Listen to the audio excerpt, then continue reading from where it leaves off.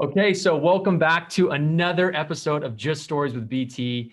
This week, I am so excited because I have an amazing guest that is going to blow you guys away, especially because we are in the middle of the Recycle Dream series, which is really focusing around companies, entrepreneurs, CEOs, people who have based their business model around giving back, or organizations that are receiving that and then what they're doing with it. And so there's no better person to talk about this than Kate, who's the CEO of 1% for the Planet. So thank you so much. Welcome to Just Stories. Thank you. I'm so psyched to be here. Yes. So generally, when you go into a podcast, right, the first part of the podcast is this whole get to know you, tell the audience about where you're from, a little backstory. But what I've learned is that sometimes people don't know where to stop with an intro. So it goes for like a half an hour on this intro tangent. And so because of that, I am going to introduce you today. And then when I'm done, you can tell me what I missed. Sound good? Perfect. I love it. Okay, so world, meet Kate, the CEO of 1% for the Planet, and I'm going to intro you in 30 seconds or less. Are you ready? Yes. Here we go. Okay, so she was born in Boston.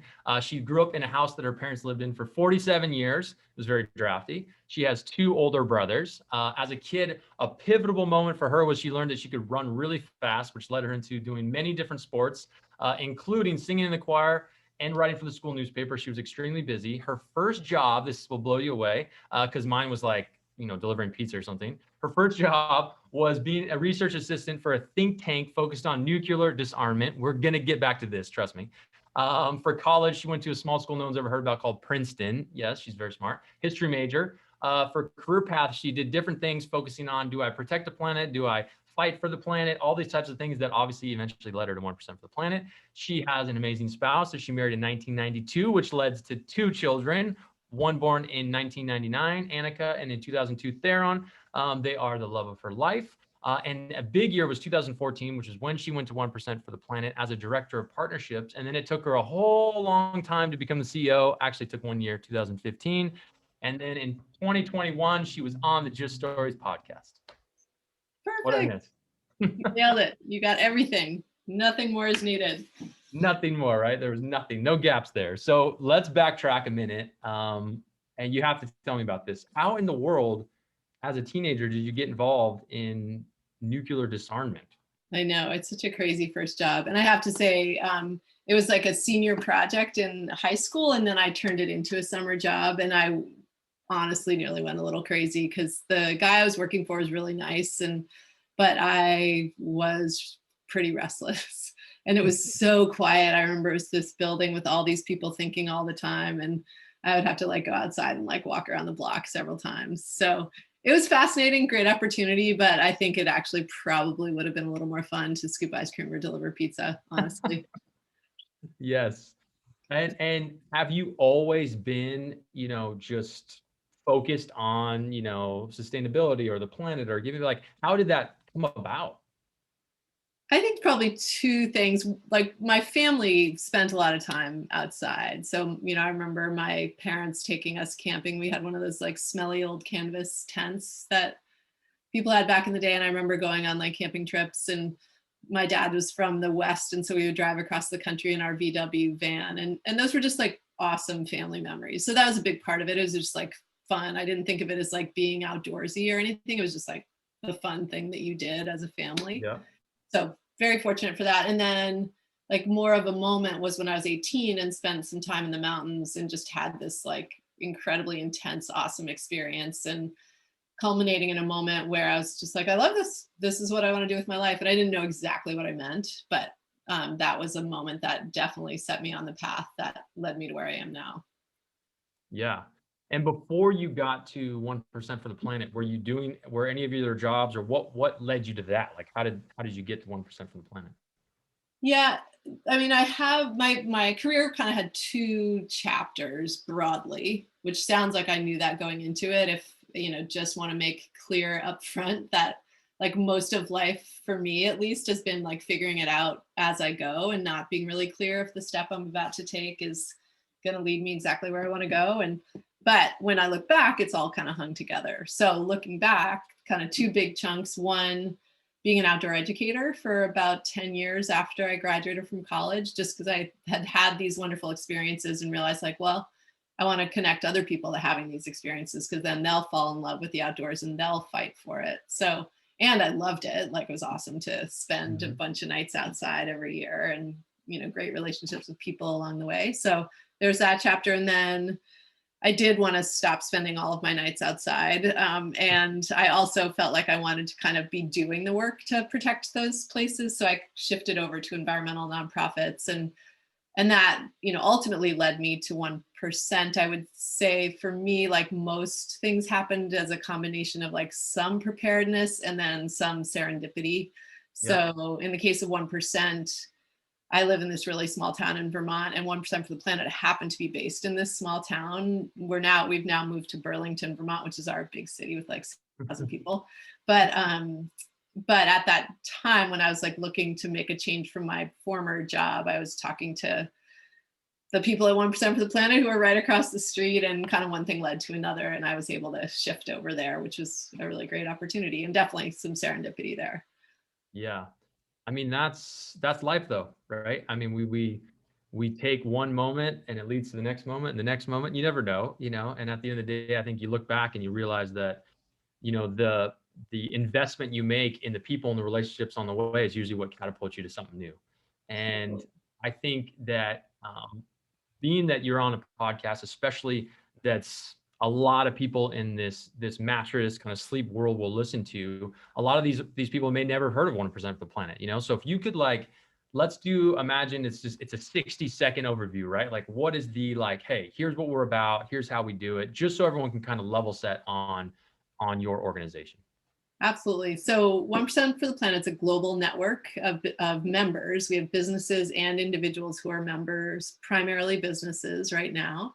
And the way a member is that they commit to giving back 1%. And the 1% is of their sales. And that's a big number. It's a real number, but we help do that. So we help companies learn how to figure out their giving strategy, who to give to, how to make it an integral part of their business, how to become part of our community and have a lot of fun doing that. And then we certify that giving. So everyone who has that brand is a certified give back company, which is amazing. Or give forward. Give forward. I love that. And that's perfect. So that's a good level set. And you guys are all around the world, correct? We're global. We're actually, as of last year, we became a little more international than we are US. We were founded in the US and kind of had a lot of growth there, but now we're about 52% international, which is pretty cool. Oh, that's amazing. Okay, so we're going to get back to that later. Like I really want to wrap my head around the giving part and how you connect with these businesses. But like I said, I really want to get to know you better, right? Like we want to know Kate, the person, and how Kate, the person, became Kate, the CEO. And so I love to do that through stories, and I would love to hear from you. If you think back at your career, what is something, one or two stories that you could think of that were really funny, like things that just happened to you that, you look back now and you love it, or you love to tell it. Yeah, this is a fun one to think about because most of them were like thinking about the embarrassing moments in my life. So it's like, all right, which ones am I willing to share? So one is actually not a super embarrassing one. It was just a really funny experience. My first job out of college was working for, it was a 6-month internship with a newspaper in Paoni, Colorado, which is in the western slope of the Rockies, really great little fruit growing town. And it was working for this newspaper called High Country News. And so they did an intro of the interns. I was an intern in the paper. And so after that intern article appeared, one of the readers reached out and said, hey, interns, come paddle Westwater Canyon with us. I was like, great, yeah, in, of course. And then the other interns were like, nah, we're not going to. But one of them was like, well, Kate, you can't go alone. You're a young woman. I was like, well, then you have to come with me. I mean, I'm going. So he came with me and we paddled Westwater, and it was really fun. We just showed up and there were these readers of the newspaper who provided everything for us. And we just had our little bags and hopped in the boat, and it was so much fun. And it's there are definitely some wild sections of that river. And my fellow intern Devlin and I were in the boat coming into this one rapid called the Room of Doom. And a pretty big one. And Always a good sign when you're heading something called Room of Doom. Yeah. And you could like see it. It was this like carved out room in the wall of the canyon that had this big swirling eddy in it where you could just get trapped. And so we had been building up to this one and building up to it. And our guide was awesome. And, you know, we were paddling hard and, you know, everything was focused on like, don't go into the Room of Doom. And so, you know, Devlin and I were like paddling our hardest. And then all of a sudden our guide wasn't yelling at us anymore. And we're like, huh, like we must be doing a great job. And then it was like really silent behind us. And we were kind of heading toward the Room of Doom. And so we looked back and there was no guide. He was gone. He had like gotten bounced out of the boat. And you know, I know that happened. Like that's in itself is not that funny, although it actually was hilarious to see like him kind of out flying through the air. But what we did, we could not stop laughing. Like I was paralyzed. We couldn't even paddle. Like we were laughing so hard that we were like headed toward the Room of Doom and him falling out of the boat. And fortunately, we just barely sort of, you know, bounced off the far edge and continued downstream, and everyone was fine in the end. But like honestly, that was like my only injury was I like pulled a like muscle in my abdomen from laughing so hard while paddling. So that was a really fun one and just a great memory of laughing. And then one other just like really brief story, which is more embarrassing about me because I feel like that, you know, that's always good to like reveal those. But I've always had dogs. And when I was in graduate school, I actually had a job, and this was in downtown Boston. And I was putting out my dog in the morning before like running to catch the bus because I took public transportation everywhere. And so the dog, of course, I had a like big presentation or something, and the dog was of course being like naughty. So I like got her inside and then like ran down and like just barely made it onto the bus. And then I was like, something smells bad. And I was kind of looking around and other people were kind of looking around, and I looked down and the dog had like rolled in compost and it was smeared like all over my leg. And I was going into this like job and presentation, and like I was on the bus, there was like no going back and like nowhere to go. So I basically like smelled like compost that whole day while doing like this important presentation, showing up for my job. So that's me. Did you get any weird looks, or do you think people just played it cool? Well, it was a funny moment in like, you know, in the weird way that people don't say something like, that's really disgusting, which it was, you know? And I sat there thinking like, should I own this? Like I smell, like it's my dog. And I didn't. So it's just this like funny, awkward human moment of like people being people in the weird ways that we are together sometimes. Yeah.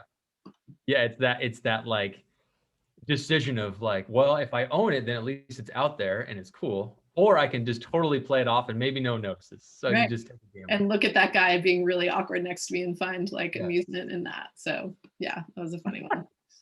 That is awesome. I talk to people I work with a lot, or people on my team.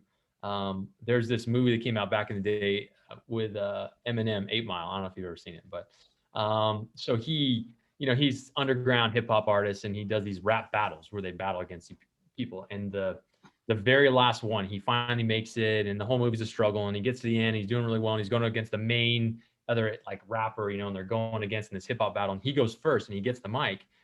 And instead of like rapping about this guy or whatever, he says all the things that he thinks the guy's going to make fun of him for. So he's like, my mom lives in a trailer park, like my buddy shot himself, like all these different things. And then he gives the mic to the guy and he's got nothing to say.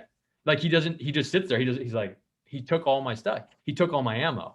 Right. And I always tell people, especially for interviews, you know, I always like to say like, hey, if there's things that you think people are going to be concerned about you, just say it, bring it up, you know, and then take that away from them, then let them know why that's not an issue or whatever, you know. And generally people are like, oh, okay. Because sometimes if you just let it hang, you have no idea. Is it an issue? Is it not? Will they bring it up? Will they not? You know what I mean? So we'll never know, you know. People might have gotten home and I'd be like, oh my gosh, this Kate, she smelled real bad. Yeah, like she laughs really hard when approaching near death, and I was like, oh, I love it. Okay, so changing gears, that's great. A lot of highlights. You know, we learned a little bit about you, but I'd love to hear about, you know, you don't get to be a CEO of a global organization without some setbacks and some failures and some struggles, you know. And I'd love to hear from you a time when that happened to you, you know, and how, why, and then what happened after. How did you get past it, or what did you learn from it? Hmm. So I have like a personal one and a professional one, and they kind of like come together in a way. So Yeah, I'll perfect. do that. Um, so first one is my mom, who an amazing woman. I'm very close to her. As you mentioned, I have two older brothers, so I'm the only girl. My husband only has brothers. Like I definitely feel like I'm kind of always around a bunch of guys, and my mom has just always been this incredibly bright light in my life. And she was an amazing kind of groundbreaker. She was ordained as an Episcopal priest when I was in 8th grade, which was, very sort of unique then. And she was awesome. She wasn't a proselytizer. She was always the kind of live the questions person, but she was just this amazing, radiant person. And when my daughter was born, and my husband's mom had actually said, "Oh, you'll only have boys." And I'm super stubborn. So the second she said that, I was like, "Nope, gonna have a girl." And You're sure like, enough, I'm our gonna have first 10 kids child, if I have to. I'm gonna have one. first child was a girl. And so when she was born, it felt like this kind of great lineage with my mom. But that same year, my mom started showing signs of some really early dementia. And so for most of, the process of raising my kids, I was also losing my mom. And 3 years ago, she passed away. And that was, I was CEO of 1% for the Planet at that time. And it was just a really big moment because she, to be gradually losing someone who's really important to you over time while also building your family life. And for me, my professional life, it was, extremely hard. And when she died, it was a really interesting moment for me because there were some challenges that we were kind of working through at 1%. And I just had some really powerful moments of realizing, like, okay, like my mom's gone and I'm feeling this big hole where she was. And what she would tell me right now is to pull through all of the things that were amazing. Like she had given them to me. Mm. So, really that became such a moment of strength for me because I realized, like, oh, she's not there to be the radiant person in the room. I need to bring that forward. Or she's not there to be the one. She was awesome at conversation. Like she was terrible at small talk and awesome at like real conversation. So she would always ask those real questions, like, tell me more about that. And so I just really focused more on channeling that. And it's been pretty amazing to feel like how the opportunity to just incorporate her in me. And I guess, I realized, like, you don't have to wait until your mom dies to do that, but it was such an important step for me to take. And it now informs who I am as a leader, like very much kind of how she showed up in the world.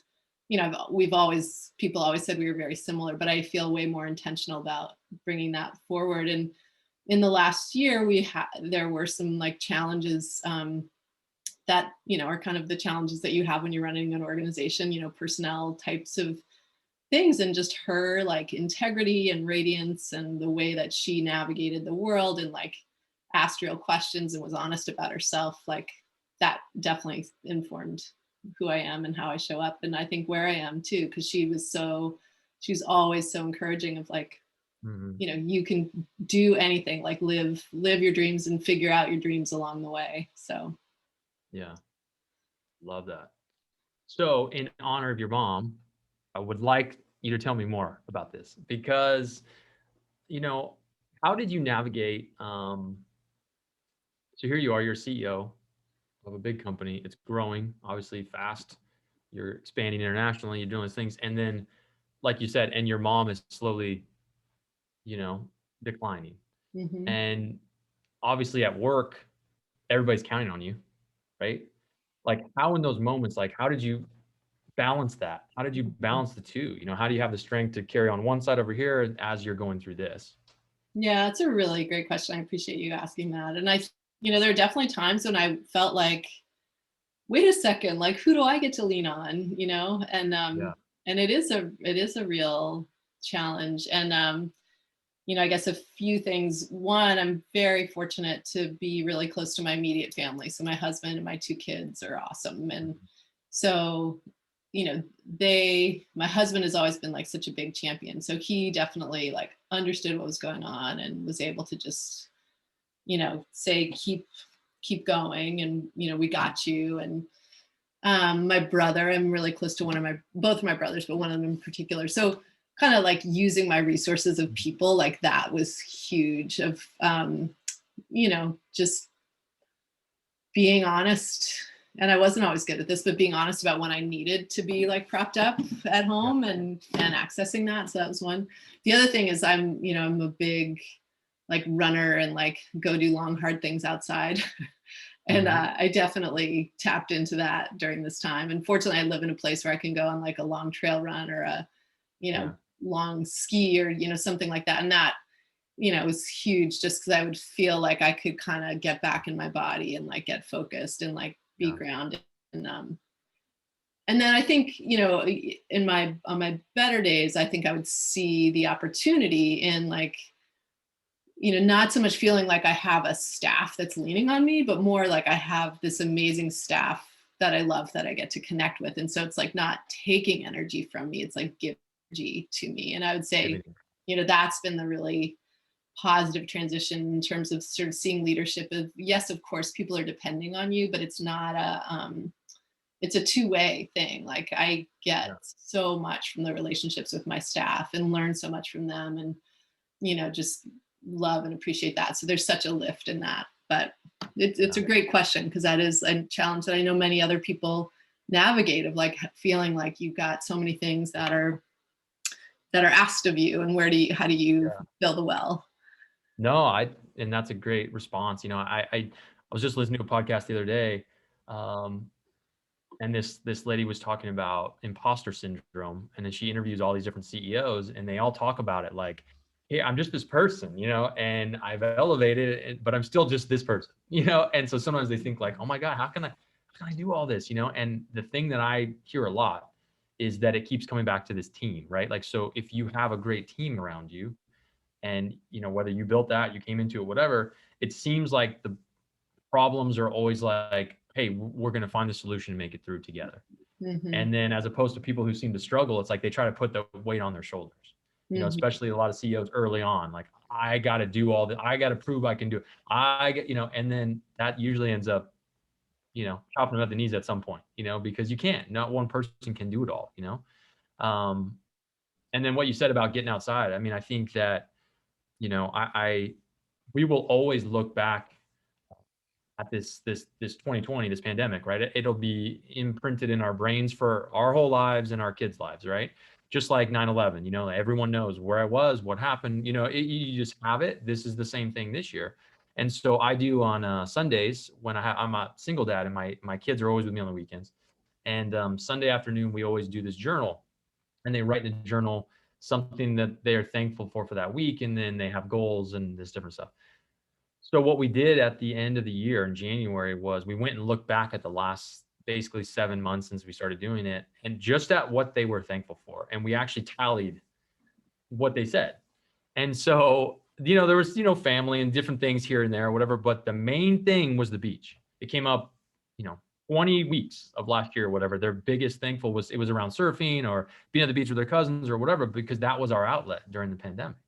Was we went to the beach every weekend, all day Saturday, all day, because there was nothing. What else could you do? That was the thing.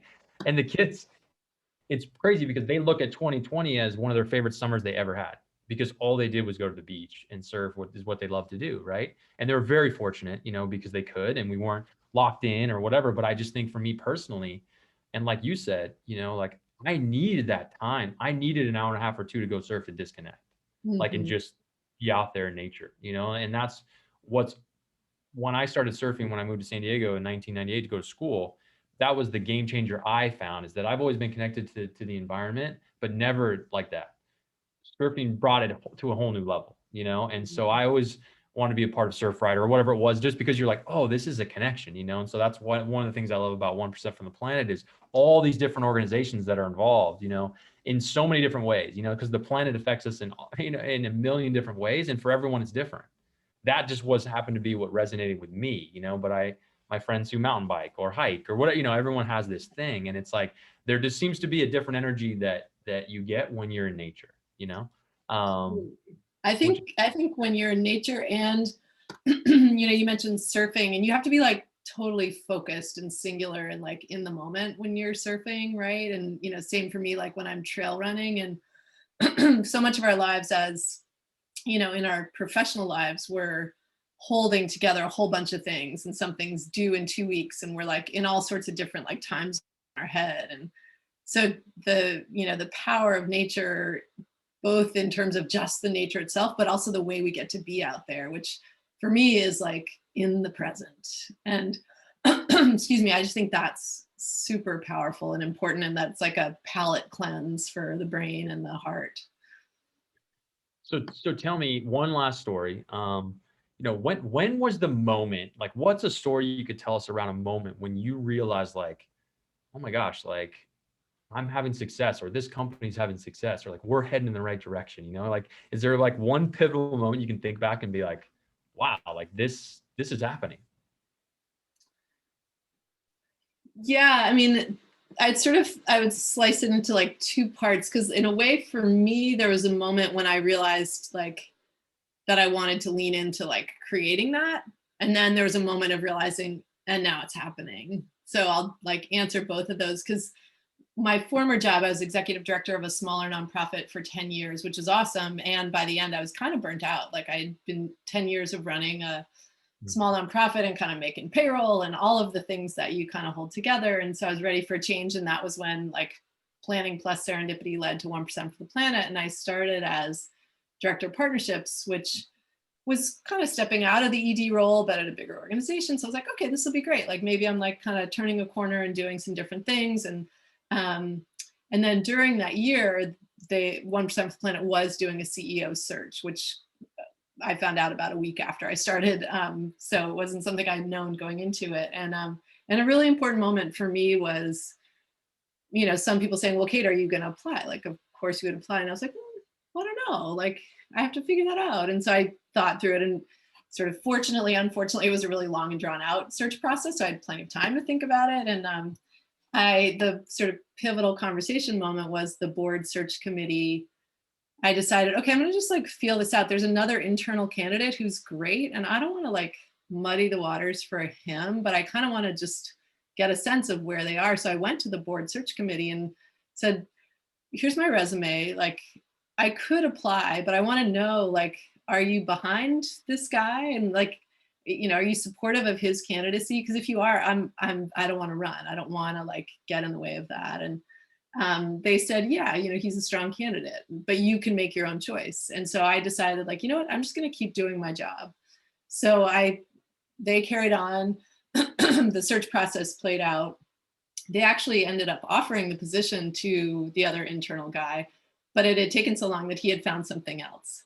Oh, And wow. so in a matter of just like a quick turnaround, they kind of came back to me and said, hey, you know, we saw how you handled that and we were really impressed with that. Would you be interested in the position? And 48 hours later, I did take the position. And so for me, that whole process was just a realization of like kind of being true to where I was, being sort of, you know, I felt like acting with integrity and like just how that all came around and landed me in an opportunity that I was that I was then ready for, which, you know, I sort of needed that year to kind of get Yeah. ready for. So that's like part one of my answer. And then, you know, and then the really hard work began just because a Yeah. year of transition is hard on an organization. So we kind of had to get ourselves back up, you know, get up on top of the water again. Mhm.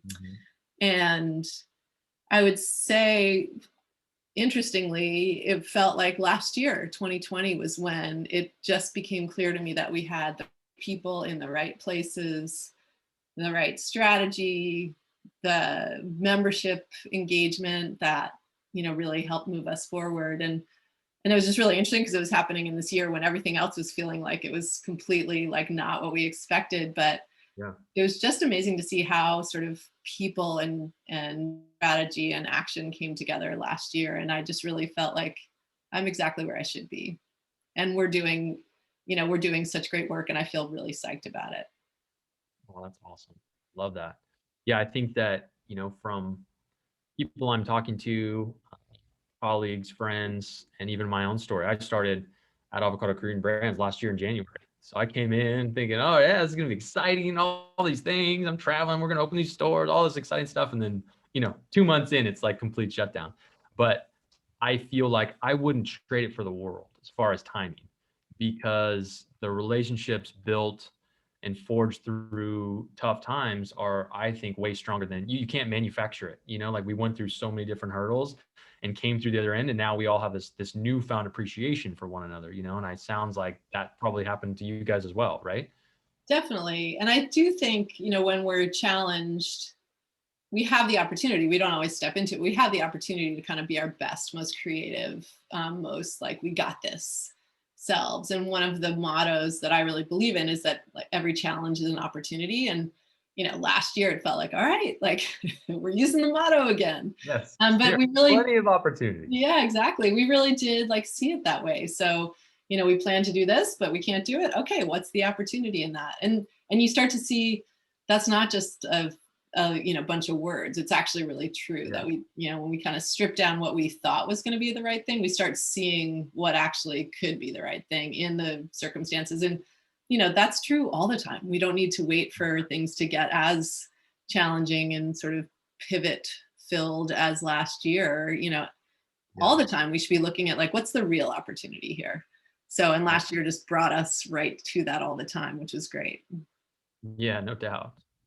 So tell me, I want to get a little bit into the obviously the giving back strategy, right? And so a lot of guests I'm talking to are, um, you know, have businesses where they're talking about their give back strategy, right? But this conversation is unique because you are the give back strategy for a lot of people, And so what I want you to like be able to share with the audience is what happens when companies put that 1% logo on their, package, their box, their website, whatever it is. Like, what's happening in the psyche of the consumer that they need to know about? Mm-hmm. Oh, love this question. So our fundamental belief is that everyone has a 1%. And we believe that like literally, but also figuratively. And so when that 1% for the planet logo is on a product or a service, a consumer comes across it, like what happens in that moment between the bearer of the logo, the member, let's say a company, let's say a mattress company, and the consumer is there's this moment to kind of step into that. So for the consumer, they're able to say, okay, like I need a mattress, I need shampoo, I need life insurance. I mean, the list goes on. We have so many diverse numbers, but I need a mattress, like practical matter. And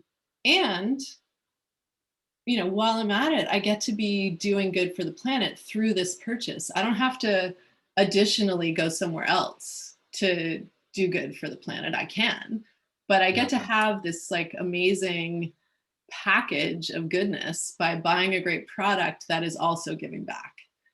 So there's really powerful consumer opportunity there, and consumers see it. Like there is a ton of data about how consumers are really interested in having their purchasing dollars drive solutions in a variety of ways. But like the vast majority of consumers are saying in some way, shape, or form, we want to know that our dollars could go towards things that are solutions, and we want to believe that, and we want it to be credible.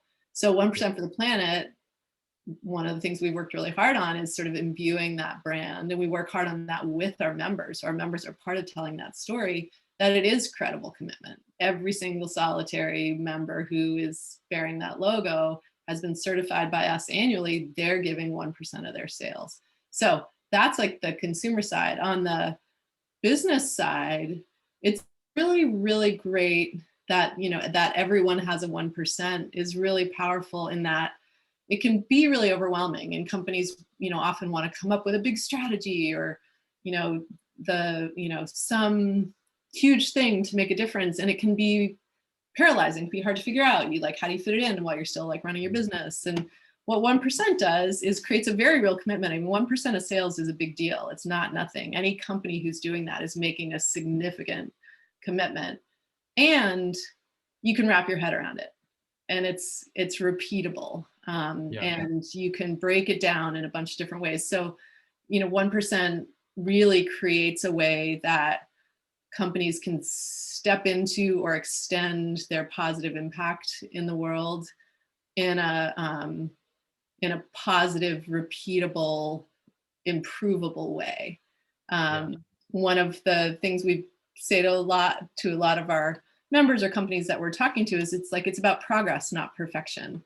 Because Mhm. what we look for are companies that are stepping in and kind of seizing the opportunity to create change over time. And when you make that commitment, just like when you surf every day or run every day, you get better over time and it becomes part of who you are and you can't do without it. And that's what happens with our, members who get started and then stay with us is they learn, they repeat, they adapt, they continue, they start doing more things beyond even what we're certifying, but like they can't resist. And then 5 years down the road, they've given, in some cases, millions of dollars, or in some cases, tens of thousands of dollars, in some cases, just several $100s, but it's all 1%. Everyone's fully engaged at the 1% level, and they continue to do it, and it adds up over time.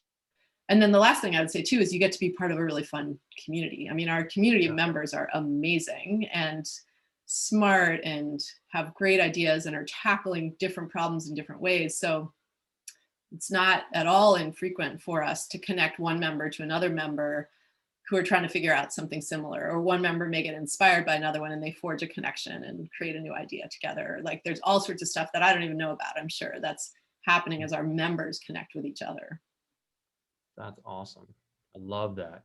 It's there's a phrase I've used for the last, I guess, 4 years, and this fits right into it. And it's maybe someone else used this in the past, but I called it experiential giving. And so, essentially, you're connecting the consumer, the company, the salesperson, whatever it is, whoever's talking to them, and this donation or giving or whatever it is, you're linking them all together in an easy way. So that's why that's why things like Tom's shoes with a buy one give one. It's that completing that circle. Hey, I'm gonna buy shoes anyways. Since I'm buying shoes, I like these ones, and I know that I buy these shoes, and then someone in a need is going to get shoes. Great. So now I feel good about it, as well as if I'm selling it, I'm like, hey, this is great. I feel good. I help this person and also this other person. Like everyone wins. This is like, and what I'm seeing, and I don't know if you see this, but it just seems like as the millennials are really taking over in that 30, 35-year-old, now they're hitting their peak in their careers and all these other things. It seems like working with companies who are giving back is a major part of what they want. And Mhm. so with them going to eventually be the major buying market, do you think that that's just going to continue to grow? Absolutely, especially because they're, where it used to be kind of like some niche brands, or like maybe you could get like, a jacket or, some tea or something, like a few Mhm. random products you could get that were sustainable in some way. But now, like almost anything you choose to spend money on, you can do this or that, and it's not even that they're the most expensive products or something like that. So it's becoming more a choice that more people can make in all of their buying decisions. You don't have to go to a specialty store, you don't have to go to the health food store. You can go to the regular grocery store and find products that are making a difference, whether it's 1% for the planet or other commitments that they're making to give back or pay it forward or invest differently in how they're building their business. Yeah, exactly. So last thing I want to ask you about is you just teed right into it, which is perfect. So I would say, right, this is just from someone outside looking in, like you just talked about how the sustainable market, organic, this is just it's exploding. It's grown so much in the last 5, 10 years. It's become much more accessible, right, to everybody from a product standpoint, but also business standpoint. The knowledge of how you do things is growing. And I would say that 1% for the planet probably aligned with a bunch of companies early on, and that's slowly grown. But what would you say to somebody? So there might be people listening out there that own some type of retail store or something that's not like naturally catered towards, hey, this links with the environment somehow. How would you explain to them what is the benefit of partnering with 1% for the planet, even if it's not like kind of right up our niche market? That is such a perfect question, because that, like, really the first thing I would say is like, you're our perfect new member, because of course the members who have already in their hearts decided that it's right to give back to the environment, of course they're members. Like, that makes sense, that they're not really creating news for anyone. 1% for the planet is important because it gives them a way to enact that. But you have an opportunity to step into a new story that only adds to your brand, that only adds to your power with your consumers. And you don't have to create that story yourself. We can help you to figure that out. So you're good at doing retail. You're, psyched about reaching an audience that is out there that wants to purchase from you, and to also have that purchase do something good for the planet. 1% for the planet is where you can like start or continue that journey. We can meet you wherever you are and help you get to the next level. So we really do find that, moving beyond the choir, so to speak, to, people who, there are many who are psyched to figure out how they reach that really powerful audience, because it's good business. And we actually love it if someone's like, I don't know that much about the environment, but I know it's good for business. And it's like, that's great. You don't have to be a card carrying environmentalist. We want to get dollars going to the right place for the planet. And we want you to have a stronger brand. And 1% for the planet can absolutely do both of those things. Yes, I love it. So tell the audience listening, let's say someone's like, hey, this sounds good. I'm interested in this. How would they get involved? What is it? Just go to the website? What's the best way for someone to even just do some research on it? Yeah, super simple. You can go to our website, which is 1%fortheplanet.org, all spelled out in letters. And there's a lot of information there. If you're just like so sold that you don't really want to read a lot of stuff, you just want to join, you can click on our link to just join and fill out a simple form. Doesn't commit you to anything, but it will set you up to hear from someone on our team, and we'll take next steps, and you could be a member the following week. You don't have to give your 1% up front. We'll help you to do that. But you can get started right away. Awesome. Well, thank you so much, Kate. This was a blast. Like, I absolutely love this, and I love the idea. And I just kind of want to, finish on this note that Kate just made, which is, whether it's 1% for the planet or it's something else, at the end of the day, people by more and more numbers every single day are going to want to work with businesses who are giving back, whether that's their community, whether that's the planet.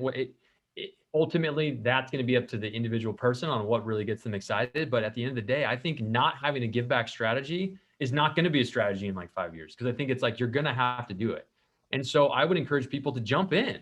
Like, hey, if you're not sure of what to do, like, this is something you could do, and it goes on your site and it goes on your products, and people respect it and they know where the money should go. And so it makes a huge difference. But if not this, something, right? Absolutely. Everyone has a 1%. You get to choose how to deploy it. Awesome. All right, Kate. Well, thank you so much. I really appreciated your time. I know you're extremely busy, and I wish you guys at 1% for the planet and you personally an amazing year. And thanks again. Thank you. This is fun.